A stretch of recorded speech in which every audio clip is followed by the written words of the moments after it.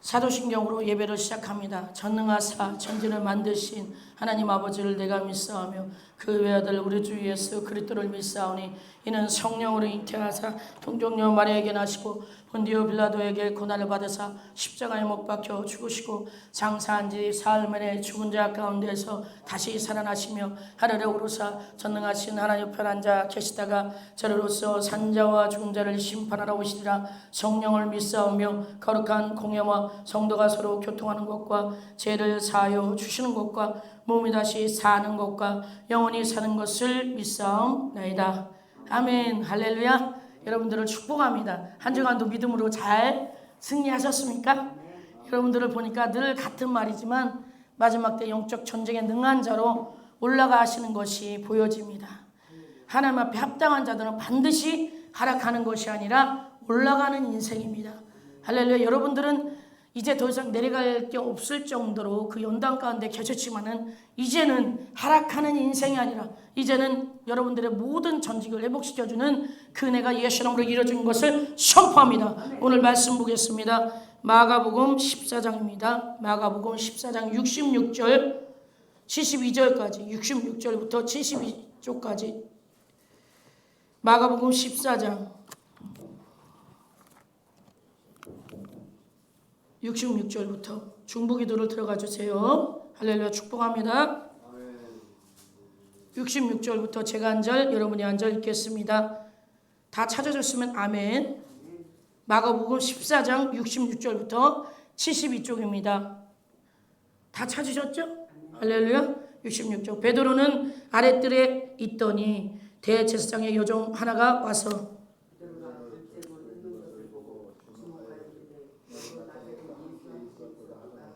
베드로가 부인하여 이르되 나는 내가 말하는 것이 무엇인지 알지도 못하고 깨달지도 못하겠노라 하여 앞돌로 나갈새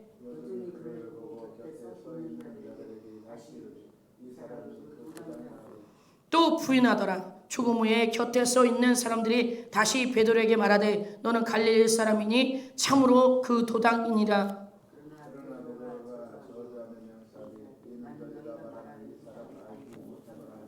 닭이 곧 두 번째 울더라. 이에 베드로가 예수께서 자기에게 하신 말씀 그 닭이 두 번 울기 전에 내가 세 번 나를 부인하리라 하심을 기억되어 그 일을 생각하고 울었더라. 그 일을 생각하고 울었더라. 할렐루야. 기도하십니다. 주님 감사합니다.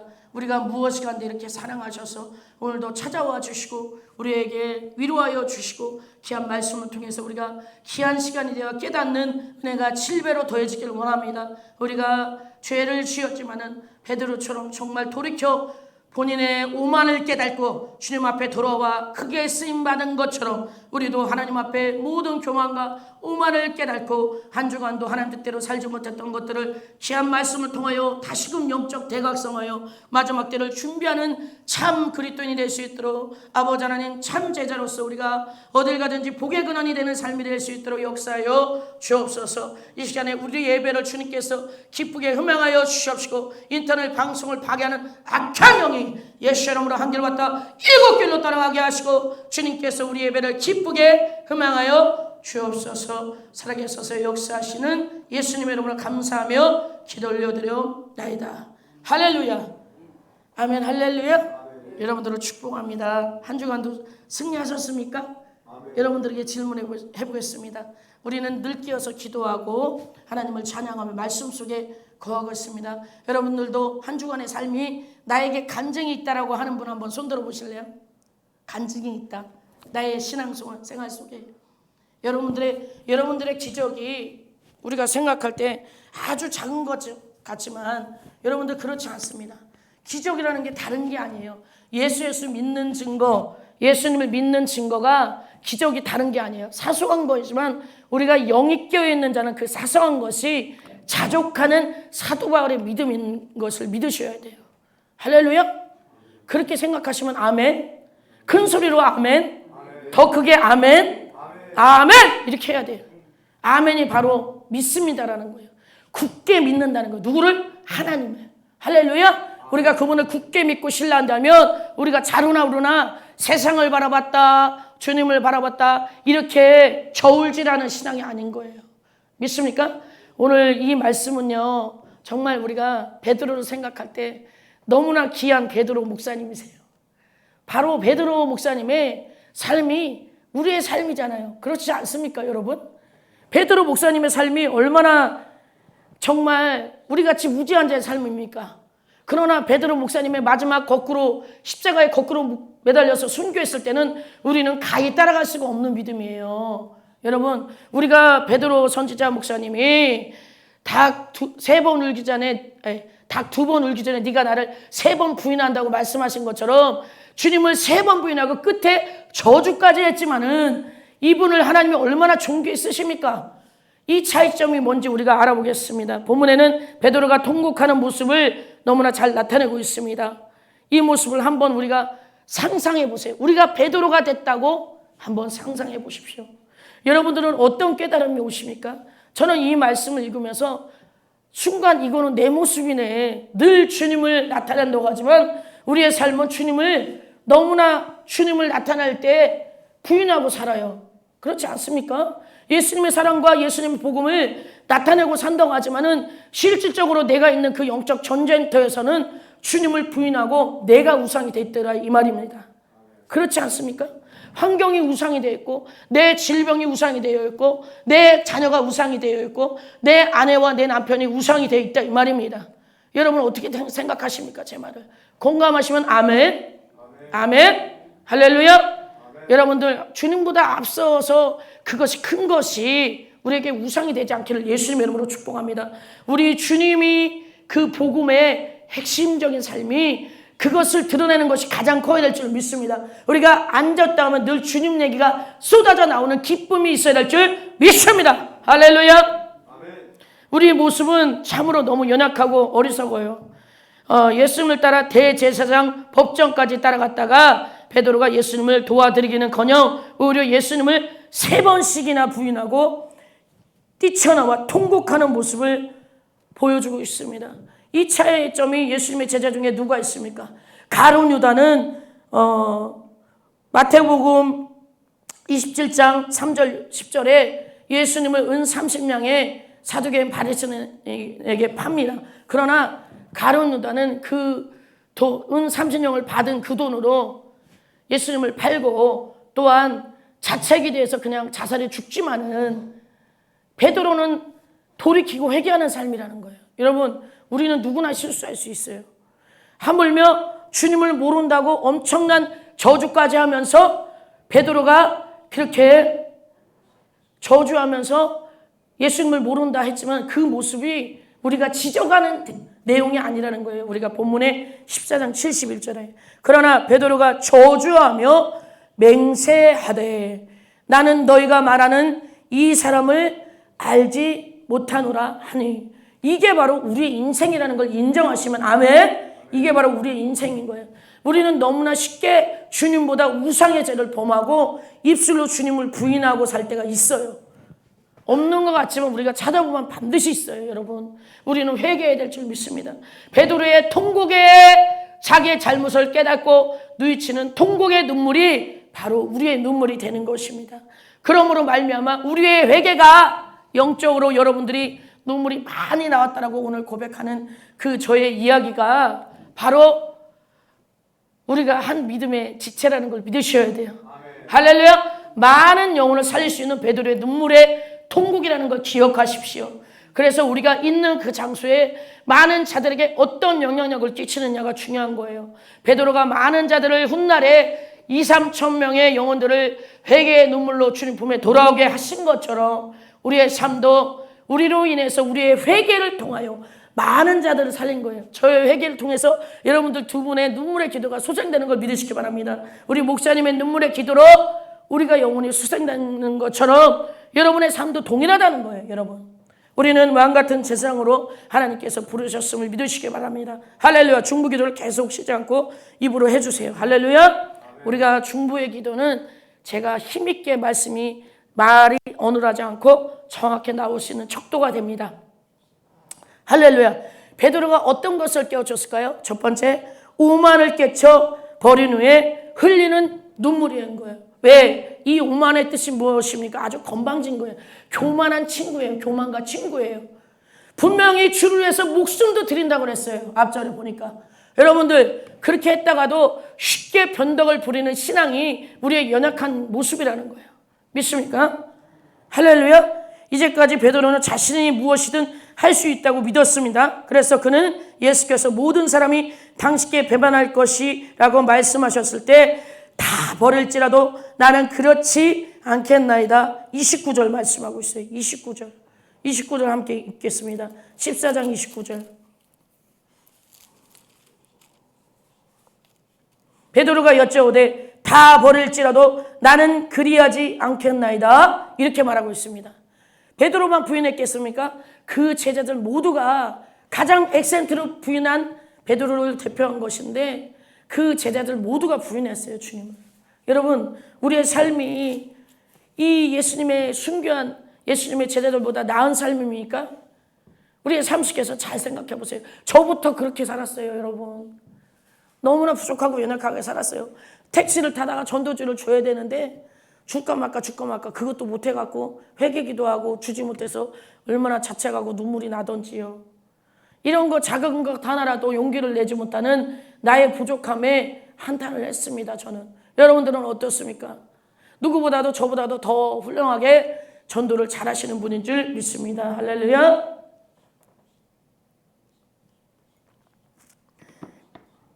하물며 자 29절 그렇게 예수님을 모든 것을 다 충성할 것처럼 부인하지 않을 것처럼 했지만 닭이 2번 울기 전에 베드로가 3번 부인할 거라고 주님이 말씀하신 그 내용이 이루어지는 것을 볼 수 있습니다. 그런 것처럼 우리는 주님이 우리 안에 역사하지 않으면 한 치 앞도 내다볼 수 없는 그 정도로 연약한 자임을 믿으시길 바랍니다. 이것은 자신을 넘어 인간적인 오만이고 이러한 오만함을 가지고 성도가 할 수 있는 일이란 아무것도 없는 거예요. 우리는 주님이 우리를 우리 안에서 강력하게 지켜주시지 않으면요 감당할 수 있는 게 없어요. 여러분 그렇게 인정하실 수 있습니까? 여러분들이 뭘 할 수 있습니까? 열심히 주님이 붙들어 주셔야 성령님이 내 안에서 붙들어 주셔야 내가 할 수 없는 십자가를 질 수 있고 두 번째 강하고 담대하게 복음을 증거할 수 있는 것입니다. 내가 자족하기를 애쓰는 믿음을 세울 수 있는 것이고 내가 나를 부인하여 하나님의 영광의 도구로 쓰임받을 수 있는 자기 부인이 확증되는 삶을 살 수 있다는 것이죠. 할렐루야. 믿습니까? 그래서 이 베드로의 통해에 자복하는 회개의 눈물은 오만이 깨트려질 수 있는 그 의미를 뜻하는 것입니다. 성도들 역시 바로 이런 눈물을 흘려야 합니다. 여러분들 이 눈물이 회복되시기를 예수님의 이름으로 회개의 눈물이 회복되시기를 예수님의 이름으로 축복합니다. 할렐루야. 축복합니다. 역시 이런 눈물을 흘려야 우리가 자신감이 넘쳤던 오만한 베드로가 육적으로 살아가는 그런 것들을 꺾을 수 있는 거예요. 자기 자신을 볼 수 있는 걸 누가 할 수 있게 해주십니까? 우리 하나님이 해줄 수 있는 거예요. 우리가 날마다 그분에게 무릎 꿇고 내가 어떤 것을 구하기 전에 그분에게 주님과 마음이 합하여 살지 못했던 것들을 회개하면서 그 예수님을 많이 사모하시길 축복합니다. 우리가 신앙생활을 너무 자신감 있게 뭐든지 잘할 수 있다는 말도요 너무나 교만하고 상대방을 불쾌감을 주는 것입니다. 그래서 오만을 우리가 깨쳐야 되고 그럴 때마다 비로소 하나님께 온전히 쓰임받을 수 있다고 부족함을 인정하고 살아야 될 줄 믿습니다. 주님이 아니고서는 우리는 부족해서 할 수 없다라는 고백이 있어야 될 줄 믿습니다. 둘째, 베드로의 눈물은 자신의 죄를 깨닫고 회개하는 눈물입니다. 여러분 성도 여러분께서 이 세상에는 죄를 짓고도 회개는커녕 오히려 당당하게 큰 소리를 치면서 거리를 활보하는 사람이 얼마나 많습니까? 이게 주님이 있고 없고의 차이라는 거예요. 여러분 하물며 예수 믿는 자들이 같은 교회 안에서 너무나 죄를 짓고 당당한 사람들이 있을까요? 없을까요? 여러분 있다라는 얘기예요. 예수님이 계시다면 성경 말씀 그대로예요. 한 교회 안에 알고가 쭉정이가 반드시 있어요. 그렇기 때문에 마지막 때를 사랑하는 여러분 우리가 알곡의 인생을 살기를 축복합니다. 우리의 영이 죽지 않는 영적으로 민감한 자가 되어야 돼요. 영적으로 민감한 게 험이 아니에요. 여러분 흠이 아니라는 얘기예요. 괴롭고 슬픈 일이 아니라 하나님 앞에 날마다 감사해야 돼요. 믿습니까? 하나님 앞에 감사할 수 있죠. 여러분 감사를 해야 돼요. 우리가 영적으로 예민한 거는 축복인 거예요. 우리가 영적으로 넘어지지 않는 척도인 거예요. 이것을 하나님 뜻대로 잘 사용되기만 하면 정말로 멋지게 쓰임받는 인생이 될 줄 믿습니다. 신앙인으로서 멋지게 쓰임받는 거예요. 많은 영혼들을 살리고. 할렐루야. 우리가 마음의 하인 맞은 자들은 자기가 죄를 짓고도 교회 안에서도 당당하게 큰 소리를 치면서 거리를 할부하고 산다는 거예요. 할렐루야. 죄를 졌는데 부득부득 우겨가면서 그렇지 않는 것처럼 말을 하고요. 그런 자들은 양심이 하인 맞은 거예요. 주님이 안 계신 거죠. 주님이 계신 자라면 아주 죄에 대해서 민감해야 될 줄 믿습니다. 할렐루야. 그리고 세 번째, 우리가 주님의 말씀에서 비롯된 눈물이기 때문에, 주님이 그 아들에게 계시기 때문에, 주님으로 비롯된 눈물이기 때문에 그 회개의 눈물은 훗날에 베드로 목사님께서 수많은 2,000명, 3,000명 되는 유대인들을 살려내고 이방 민족들을 살려내는 역사를 보게 됩니다. 할렐루야. 그 눈물로 인해서 성령님의 임하심으로 말미암아 오순절 마가의 다락방에 성령의 불이 임함으로 말미암아 베드로 선지자를 통해서 모든 제자들이, 할렐루야, 우리가 가룟 유다가 빠지고 마띠아 제자가 붙음으로 12제자가 완성되면서 하나님의 영광을 드러낼 수 있는 순교하는 제자들이 될 수 있다는 거예요. 주님이, 성령님이 그 안에 오심으로, 마가의 다락방에 임했던 성령님이, 예수님 승천 이후에 오심으로 우리가 무슨 일을 하든지 우리가 할 수 없는 그것을 주님이 오시면 성령의 충만함으로, 담대함으로 할 수 있다는 거예요. 그래서 사랑하는 성도 여러분이, 성경에 아무리 거룩한 말씀이 기록되어 있고 또 아무리 좋은 설교를 들은들 무슨 소용이 있겠습니까? 여러분이 그 말씀을 조금 더 귀담아 듣지 않았으나 나중에는 그 말씀을 떠올림으로써 회개할 수 있었습니다. 누가요? 베드로 목사님께서요. 그러므로 성도 여러분, 주님의 말씀을 눈여겨보십시오. 또 귀담아 들으십시오. 그리고 그 말씀이 여러분의 생활 전반을 지배하게 하십시오. 그 말씀이 우리의 삶을 지배하는 노력이 어떻게 해야 됩니까? 영적으로 그 율법을 마음에 새기는 것으로 끝나는 게 아니라 이행하는 믿음이 돼야 되는 거예요. 할렐루야. 이행하는 믿음, 하나님의 말씀을 통해 죄를 깨달을 뿐만 아니라 우리의 전생활에 변화를 가져올 수 있는 거예요. 우리의 이런 행위들이. 할렐루야. 그렇게 될 것을 예수님의 이름으로 축복합니다. 네 번째, 주님에 대한 사랑에서 비롯된 이 눈물을 통해서 우리가 회개의 영이 임하는 거예요. 회개의 영이. 믿습니까? 회개의 영이 있어야, 우리가 그분이 우리 안에 오셔야 회개할 수 있지. 우리가 그분이 아닌 다른 게 들어왔을 때는 우리가 회개의 눈물이 나던가요? 여러분? 절대로 안 나요. 그래서 우리가 할 수 있는 건 아무것도 없다는 거예요. 여러분, 그런 걸 인정하십니까? 나는 잘할 수 있어. 내가 잘했으니까, 내가 했으니까 이렇게 된 거야. 이런 말을 먼저 하는 삶은 얼마나 교만하고 오만한 것입니까? 너무나 교만하고 오만한 것을 우리가 쫓는 인생을 살지 말아야 될 줄 믿습니다. 성도 여러분을 따지고 보면 베드로의 눈물은 주님께 대한 사랑에서 비롯한 아주 진정한 눈물이죠. 할렐루야. 만일 그가 주님을 사랑하지 않았다면 이 회개의 눈물을 왜 그가 어떻게 받았어요? 베드로가 부인은 했지만 그 예수님을 사랑한 거예요. 사랑한 거예요. 믿으십니까? 우리가 사무엘하를 잠깐 보겠습니다. 사무엘하 12장 1절부터 18절. 우리가 다윗의 이야기를 안 할 수가 없습니다. 이 시간에 다윗의 얘기 제가 읽겠습니다. 12장 1절부터 18절. 네, 12장. 자, 나단의 책망과 다윗의 회개예요. 밧세바의 아내를, 우리아의 장군의 아내를 취하고 우리아 장군을 아주 심한 전쟁에서 죽을 수밖에 없는 그곳에 보내고 난 뒤에 하나님께서 나단 선지자를 통해서 책망하는 모습을 제가 읽겠습니다. 여호와께서 나단을 다윗에게 보내시니 그가 다윗에게 가서 그에게 이르되 한 성읍에 두 사람이 있는데 한 사람은 부하고 한 사람은 가난하니 그 부한 사람은 양과 소가 심히 많으나 가난한 사람은 아무것도 없고 자기가 서서 기르는 작은 암양 새끼 한 마리뿐이라. 그 암양 새끼는 그와 그의 자식과 함께 자라며 그가 먹는 것을 먹으며 그의 잔으로 마시며 그의 품에 누움으로 그에서 딸처럼 되었거늘 어떤 행인이 그 부자에게 오매 부자가 자기에게 온 행인을 위하여 자기의 양과 소를 아껴 잡지 아니하고 가난한 사람의 양의 새끼를 빼앗아다가 자기에게 온 사람을 위하여 잡았나이다 하니 다윗이 그 사람으로 말미암아 노하여 나단에게 이르되 여호와의 말 살아계심을 두고 맹세하노니 이를 행한 그 사람은 마땅히 죽을 자라. 그가 불쌍히 여기지 아니하고 이런 일을 행하였으니 그 양 새끼를 4배나 갚아주어야 하리라 한지라. 나단이 다윗에게 이르되 당신이 그 사람이라.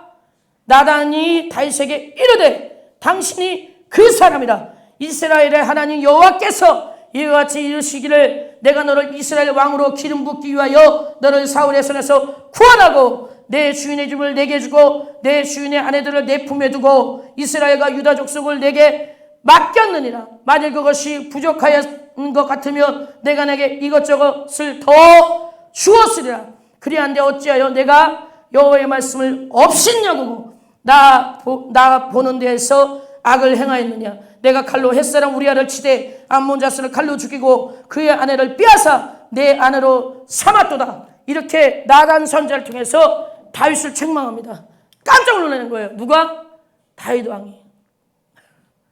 그래서 여러분 선지자의 예언적 계시를 여러분들이 속일 수가 없는 거예요. 이거는 어떤 것입니까? 하나님이 부어줬기 때문에 그렇습니다. 다윗의 죄가 낱낱이 드러나는 말씀이에요. 이 내용이. 그렇게 했을 때 어떻게 됩니까? 이제 내가 나를 업신여기고 누구를? 하나님을 업신여기고 햇사람 우리아를 아내로 맞이하 내 아내로 삼았은즉 칼이 내 집에서 영원토록 떠나지 아니하여라 하였고 이렇게 말씀하고 있어요. 이게 무슨 말입니까? 그 다윗의 죄를 통하여서 그 아들 압살롬을 통해서 여호와 하나님의 징계가 나가는 거예요. 여러분 이 죄를 이야기하는 강점을 얘기하는 게 아니라요. 여러분 가룟 유다와 베드로가 다르듯이 다윗은 자기가 살인죄를 범하고 밧세바를 취하는 간음죄를 범했을지라도 회개했다는 이것이 중요한 거예요. 여러분 간음으로 얻은 그 아이가 난 지 얼마 되지 않아서 7일 금식을 다윗이 했지만 결국 죽었다라는 거예요. 하나님은 나단 선지자를 통해서 그 밧세바를 통해서 가진 아이까지 죽을 것이고 너는 네 아들을 통해서 백주 대낮에 다윗의 첩을 간음하는 간통하는 사건을 일어날 것을 예언하고 있는 거예요. 여러분 우리가 죄를 지을 때 대가는 있다는 걸 믿으셔야 돼요. 대가는 반드시 있기 때문에 여러분 죄와 연합하지 않기를 축복합니다. 여러분들이 지은 죄, 제가 지은 죄 모두가 우리가 회개했을지라도 대가가 있어요. 그리고 중요한 건 이 본문의 말씀에 다윗이 눈물로 침상에 젖을 정도로 회개를 했다 안 했다. 내용의 강점은 회개한 게 중요한 거예요. 할렐루야. 그래서 15절 이후부터 다윗의 아이가 죽는 내용이 나오고 이렇게 나오고 있어요. 아휴, 정말 이 다윗이 흘린 눈물이 하나님 앞에 상달받았다는 걸 믿으시기 바랍니다. 우리가 그 아들 예수님께서 오시면서 우리의 죄악을 용서하신 그 사랑을 잊지 않기를 축복합니다. 우리가 부족해서 지은 그 죄를 회개함으로 하나님께서 우리의 죄를 받으시잖아요. 할렐루야. 다윗은 죄를 졌지만 왜 죄를 졌을까요? 영적으로 안일할 때, 전쟁에 나가서 싸워야 될 때, 안일할 때, 지붕 위에 올라가서 기도하면서 집중하지 않을 때. 여러분들은 명심하십시오. 우리가 기도할 때 집중하지 않으면 사단이가 그냥 밥을 쳐놔요. 다윗이 어떨 때 죄를 졌습니까? 그날의 형태가 어떠냐면 그 나라에는 기도를 지붕 위에서 한다고 합니다. 그러니까 안일할 때 지붕 밑에를 딱 보니까 우리 아이의 아내 밧세바가 샥 목욕을 하고 있네. 하필 그때 안일하고 나태할 때 사단이가 다윗을 싹 음력으로 씌워요. 다윗의 권력으로 다 어떤 여자들도 취할 수 있거늘 네가 어찌하여 우리 아이의 아내를 취하냐고 엄청나게 책망을 누굴 통해서 역사하십니까? 나단 선지자를 통해서 역사하시는 걸 볼 수 있습니다. 이런 것처럼 우리가 죄를 짓는 것도 안 돼야 되지만은 우리가 죄를 짓고 나서도 중요하다는 걸 말씀드리는 거예요. 다윗의 이야기는 다윗이 그런 아들을 통해서 비참한 압살롬이 죄를 짓고 왕위를 아버지의 왕위를 자기가 취하기 위해서 그 첩들과 그 다윗의 수족들과 본인의 수족들에 있는 상태에서 성관계를 하고 이랬잖아요. 이 엄청난 사건이 벌어졌을 때 말씀 그대로 그 예언대로 이루어졌다는 걸 믿으시기 바랍니다. 너희 가정에 그 칼이 떠나지 않았다는 거. 여러분, 우리가 죄를 우리가 짓지 않으려고 노력도 해야 되지만 우리가 죄를 졌을 때 다윗처럼 눈물이 침상에 젖을도록 우리가 회개 한번 해보셨습니까? 여러분, 이것이 굉장히 중요하다는 거예요. 오늘 본문의 말씀에 나오는 베드로 목사님께서는 아주 강력한 오만을 회개하는 통곡의 눈물이었다는 거예요.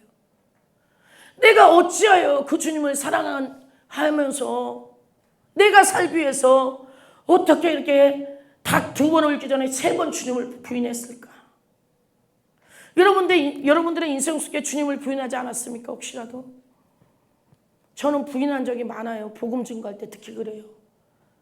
전도가 막 입으로 술술 나와야 되는데 부끄러워서 못하고, 그게 주님을 부인하는 거지 뭐예요. 담대하지 못하고 성령 충만하지 못할 때가 많았습니다. 여러분, 우리가 실수하며 죄를 지을 수 있지만 여러분들의 삶 속에서 날마다 우리의 죄를 채찍질해야 될 줄 믿습니다.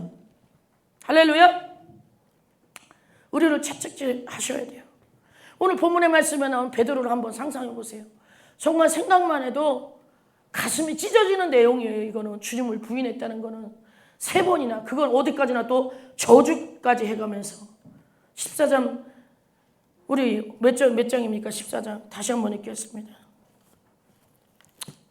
참 너무나 슬픈 이야기지만 이것이 바로 우리의 연약함이라는 거죠. 예, 14장 66절.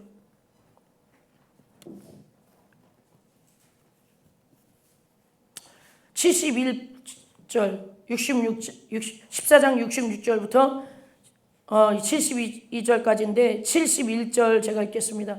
그러나 베드로가 저주함에 이 맹세까지 했어요. 주님에 대해서. 그러니 이 모습이 제 모습인 거예요, 여러분.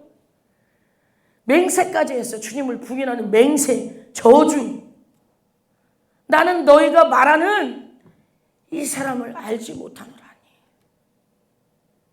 우리가 회개하지 않을 수가 없어요. 이 내용을 읽을 때. 여러분, 눈물을 흘리지 않을 수가 없어요. 우리가 그 값없이 받은 은혜가 엄청난데 우리는 작은 누가 우리를 마음을 상하게 했다고 그것을 복수하기 위해서 이를 갈아요. 저부터도 그렇습니다. 여러분은 어떻습니까? 예수님의 구원과 내일 일어나는 사건이 아무 상관이 없습니까? 여러분들한테 한번 질문해 보겠습니다. 나는 이런 엄청난 구원을 주님을 통해서 받았는데 이 작은 거 누가 마음 상하게 했다고 그걸 못 이겨갖고 이를 갈아요, 제가. 그걸 못 이겨. 그거 엄청 회개했습니다, 여러분. 내 부인이 안 되는 거야. 내 자기 부인이 안 되는 거예요. 도저히 용서가 안 되는 거예요. 엄청난 십자가의 사랑을 받았음에도 불구하고 우리가 깨어지지 않는 것 때문에 여러분 축복을 못 받고 있다는 걸 깨달아야 돼요. 깨진 자들은, 가지치기를 당한 자들은 아무 반응이 없는 거예요. 할렐루야. 아무 반응이 없다는 게 뭡니까? 내 자아가 죽었다는 거죠. 그러니까 저는 아직도 안 죽은 거예요. 70번씩 7번씩 용서하라고 분명히 주님께서 그랬는데 1년을 괴롭히든 10년을 괴롭히든 평생을 괴롭혀도 용서해야 될진데 우리가 그렇게 살지 못하고 너무 어리석고 미련하게 산다는 거죠. 주님으로 채우지 않았던 죄를 엄청나게 회개했습니다. 너무나 연약한 우리들의 모습이 아닐 수 없습니다. 여러분, 우리의 이 본문의 말씀을 붙들고 회개하는 시간이 되시길 원합니다. 우리가 예수님의 제자 중에 가룟 유다처럼 자책하고 죽는 인생이 아니라, 자책이 뭡니까? 사도계는 바리새인들에게 은 30냥을 팔고 바로 죄책하고 도로 은 30냥 줄 테니까 예수님 내놓으라 했을 때 어떻게 했습니까? 이미 그 돈은 나와 상관이 없으니까 네 알아서 하라 그랬죠. 누구들이요? 사도계는 바리새인들이 그랬을 때 자책하고 아겔다마라는 밭에서 그 돈으로 밭을 사고 그 곳에서 나무에서 자살해 죽은 가룟 유다를 볼 수 있습니다. 우리가 마태복음 20장 3절에서 10절까지 나와 있습니다. 참으로 비참해서 그 내용을 읽기가 참 어렵지만 여러분들이 그래도 읽으시기를 축복합니다. 가룟 유다가 우리가 순간 될 수 있음에 읽고 회개하고 깨닫고 우리는 그런 인생을 살지 않게 된 것을 예수님의 이름으로 다행히 여기고 감사하시길 축복합니다. 할렐루야. 찬양합니다. 모든 것이 하나님의 은혜임을 고백하면서 은혜의 찬양 올려드리겠습니다. 우리가 주님의 은혜가 아니면 어떻게 우리가 이 세상을 살아가겠습니까? 할렐루야. 내가 누려온 것들이 내가 지나왔 모든 시간이 내가 걸어왔던 모든 순간이 당연한 것 아니라 은혜여서 할렐루야. 짐해가 뜨고 저녁에 노을 봄의 꽃향기와 가을의 열매 변하는 계절의 순간이 당연한 것 아니라 은혜여서 모든 것이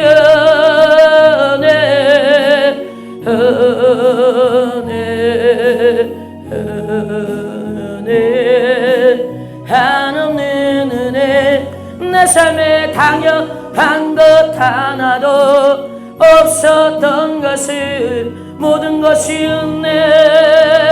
은혜여서 내가 이 땅에 태어나 사는 것 어린아이 시절과 지금까지 숨을 쉬며 살며 꿈을 꾸는 삶 당연한 것 아니라 은혜여서 내가 하나님의 자녀로 살며 오늘 찬양하고 예배하는 삶 복음을 전할 수 있는 축복이 할렐루야 당연한 것 아니라 은혜여서 모든 것이 은혜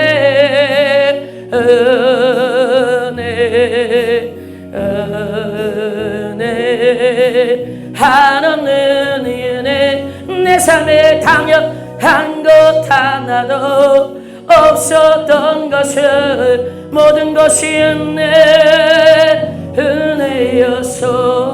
은혜여서 우리를 돌아보면 은혜가 아니십니까 여러분? 너무나 은혜스럽죠? 할렐루야. 우리가 은혜를 생각하며 오늘도 감사하며 주기도문으로 예배를 마치십니다. 하늘에 계신 우리 아버지여 이름이 거룩히 여김을 받으시오며 나라에 임합시오며 뜻이 하늘에서 이루어진 것 같이 땅에서도 이루어지니이다. 오늘날 우리에게 일용할 양식을 주옵시고 우리가 우리에게 죄 지은 자를 사하여 준 것 같이 우리의 죄를 사하여 주옵시고 우리를 시험에 들게 하지 마옵시며 다만 악에서 구하옵소서. 나라와 권세와 영광이 아버지께 영원히 있사옵나이다. 영광의 박수 올립니다.